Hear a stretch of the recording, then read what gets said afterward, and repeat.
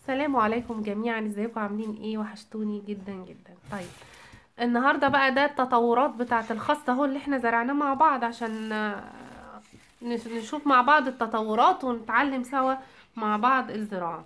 ادي طريقتين بتاعه الخس، فاكرين اللي زرعناهم مع بعض؟ شوفوا بقى سبحان الله، شوفوا بتاعه المية طلعت ازاي. ويخلق من الماء ايه كل شيء ايه حيا، يعني حاجة. شوفوا طلعت شقت من الجذور وحيت تاني طلعت، يعني حاجة بجد سبحان الله.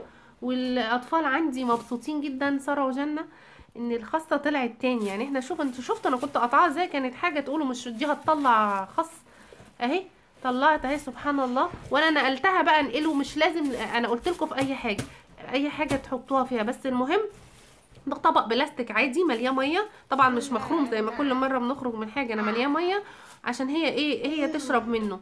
وده هنا انا ملياه نص كده، حوالي سنتي كده، او يعني يا دوبك مش كلها، يعني يا دوبك مغطيه يعني سنتي كده بس منها، مش كلها علشان ما تدوبش. وطلعت اهي سبحان الله زي الفل، اخضر مطلع، يعني حاجه كده بقى ايه، حاجه وهميه الصراحه.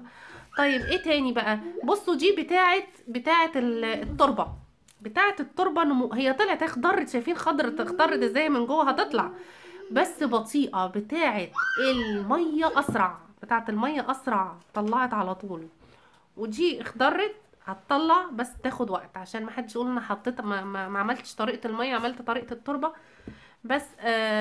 ما طلعتش، هي بتاخد وقت. بتعرف منين انها ناجحه وطالعه؟ بصوا من جوه اهي مخضره، صحيت ما كانتش كده. ما انا وريتها لكم الاول دي عشان برضو تعرف. بتنشف وتقولوا تفتكروها دي ماتت زي النعناع، لا هي ما ماتتش. بعدين سبحان الله بتورق تاني، سبحان الله بتطلع تاني. ودي جميله قوي. اعملوا الخس كده حتى في الطبق كده، مبهجه للاطفال ومبهجه ليكوا قوي. انا بفكر حاجه بقى، تصدقوا اسيبها كده في الميه، مش هنقلها، اشوف يمكن تطلع كده، تطلع خالص، مش عارفه اشوف كده. بس انا من واقع خبراتي في الزراعه اعتقد انها هتطلع كبيره. ويعني احنا هنشوف احنا مع بعض برضو ادينا هو وريتكم طريقه الخس، وسبحان الله شوفوا عامله ازاي. وبتعجب الاطفال قوي، يعملوها كده. اوعوا ترموا بقى الخس، ناكلها ونقطعها كده زي ما وريتكم في فيديو الخس. هحطه برضو في صندوق الوصف عشان لاول مره يشوف الفيديو دوت. ويعملوها الاطفال، بيحبوهم قوي. ايه رايك يا ساره في الخاصه دي؟ ساره عايزه تقول لكم. جميلة. هي ساره مبهوره خالص انها طلعت تاني خاصه من الميه. جميله يا جنه. اه جميلة أوي. جميله أوي. طب ما تمسكيش جنه عشان ما تموتش من بعيد كده يا جنه. طيب وان شاء الله نشوفكم على خير، وجربوها برضه في البيت، بتعمل بهجه. الزرع نفسه بيعمل بهجه، والزراعه بتعمل بهجه وبتغير النفسيه.